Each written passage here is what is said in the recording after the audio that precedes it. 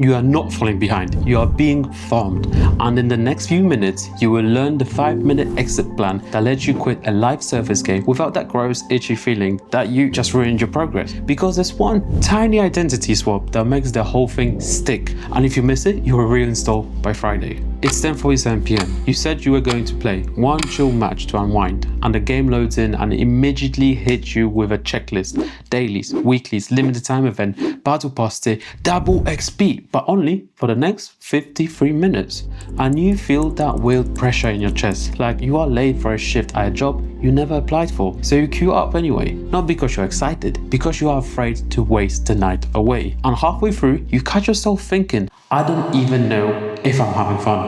I just know I can't stop now. By the end of this video, you will understand why live service fatigue feels so personal, like you are breaking up with a part of yourself. And you'll get 3 fixes you can use immediately. Fix 1 is a 30-second move that calms the falling behind panic. Fix 2 is a tonight only reset that stops the nightly relapse loop.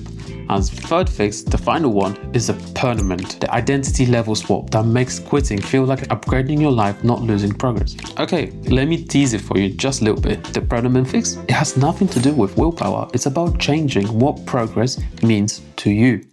Easy dopamine, tiny rewards that keep you logging in even when you are tired. So you start playing to avoid regret, not to chase joy. And that is the exact moment fatigue becomes a trap. If you've ever logged in just to not miss stuff, you are going to recognize the mechanism in the next section. Mental model time, the moving sidewalk. Imagine you're at an airport, you step onto a moving sidewalk and it feels absolutely great, effortless progress. Then someone quietly speeds it up. And now if you step off, you feel like you are moving backward, even though you're still standing on solid ground. That's live service progression. The game creates a moving baseline. Your normal becomes daily quests, weekly resets, seasonal rewards, and social comparison. So quitting does not feel like stopping, it feels like falling, even when you are exhausted. Keep this in mind because it changes the last tip completely. Okay, let's take a few psychological truths and translate them into gamer language. Researchers Hal R. Arkes and Catherine Blummer describe the sunk cost effect as our tendency to keep investing in something because we already invested time, effort, and money, even when it no longer makes sense. In gamer terms, you've already played 600 hours of favorite game.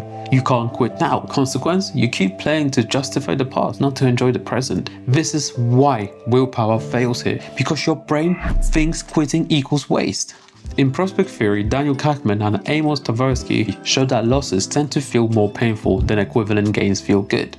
In gamer terms, missing a limited time skin feels worse than earning a normal reward feels good. What the hell? Consequence, your brain keeps you logged in to avoid the pain of missing out, even when the reward is mediocre. This is why willpower fails here again, because you are not chasing fun, you are running from loss.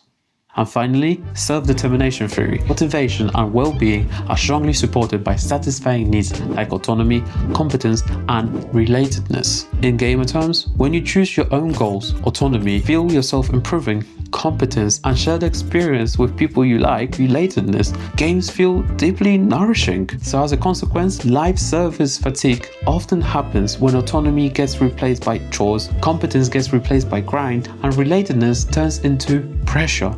This is why willpower fails yet again, because the game stopped feeding the needs that made you love gaming in the first place. Now we are going to see why quitting feels like losing a part of yourself. Picture this, you finally skip a day, nothing dramatic happened, no lightning bolt, no "you have been banned from farm forever" message. But the next night you open your console or your PC and your thumb just hovers there and you feel oddly guilty. Not because you missed the gameplay, because you missed the identity. You were the person who keeps up, the one with the max battle pass, the one who's always ready when the squad pings. And now, if you quit, who the hell are you in the group chat? You tell yourself you will just take a break, but you secretly know what happens. You take a break, you feel behind, you panic, you binge, and suddenly you're grinding challenges at midnight like a raccoon in a dumpster. That gross feeling is not weakness, it's your brain protecting an identity that the game slowly rented from you. So let's see the fixes, okay? Fix 1. The goal here is to stop the falling behind panic in your body so you can think. The steps are as follows. Say it out loud. This is the moving sidewalk. Then ask one question, just one. If I missed everything this week, what would actually change in my life? Answer honestly in 1 sentence. That's it. This works because it breaks loss aversion spell by forcing your brain to compare the loss to real-world consequences, not imagined ones. But if you only do this, you will relapse because the game still owns your default routine. If your life generally collapses because you missed a Tuesday reset, you are not a gamer, mate. You are an unpaid intern.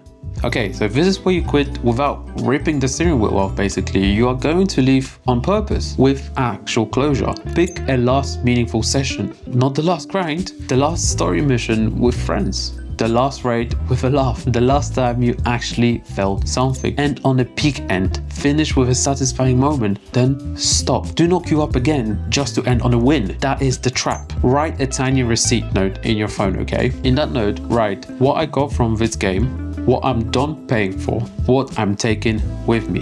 This works because sunk cost turns past time into a chain. This turns past time into a story with an ending which your brain can file away without needing to justify for more hours. But if you stop here, you'll feel a weird identity gap, and that gap is where the reinstall button lives. Do not announce your departure like you are retiring from esports. You are not hanging up the controller.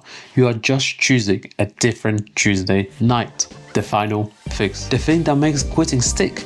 You stop being a live service main and you become a craft gamer. A person who plays games for craft, not chores. For mastery, not maintenance. For memories, not metrics. Rename your game identity.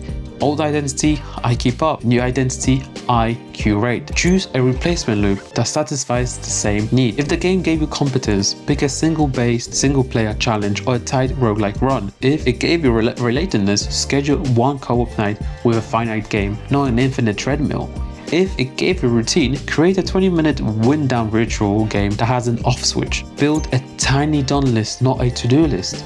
This week, I finished one questline. I learned one boss pattern. I played for 45 minutes and stopped on purpose. Why it works? Well, because self-determination theory says motivation thrives when autonomy, competence, and relatedness are supported. The identity swap puts autonomy back in your hands, and you rebuild competence and connection without the moving sidewalk. The secret is not quitting the game, it's quitting the definition of progress the game sold you. Let's pay off the hook first, okay? You are not falling behind, you are stepping off the moving sidewalk. And the reason it feels like falling is because the game trained your nervous system to measure progress as staying current. So here's the cure. The progress is not keeping up. Progress is becoming calmer, becoming sharper, becoming more intentional, becoming the kind of player who can enjoy a game, then leave it without it clawing at your brain. When you define progress as who you are becoming, FOMO loses most of its power because that skin is not progress. The season rank is not progress. The battle pass is definitely not progress. Those are receipts, and you don't need more receipts to prove you had fun.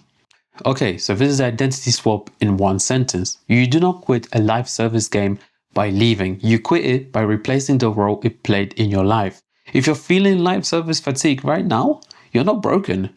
Your brain is doing exactly what it was nudged to do, but you get to choose the rules again. So here's your quick recap. Diffuse the panic with the moving sidewalk label. Leave with closure using a last meaningful session and a written receipt. Lock it in with the craft gamer identity swap and a replacement loop that feeds autonomy, competence, and relatedness. And if you want tiny challenge for tonight, do this. Honestly, try it. Open your live service game, look at the checklist, smile, and say, not tonight. Then go play something finite for 20 minutes or go to bed like a responsible adult who still has main character energy. Listen, I just want to know, what is the one live service game you want to quit? And what need was it secretly meeting for you? Competence, connection, or a routine? Let me know in the comments below. Because once you name the need, the exit becomes easy and your fun comes back again.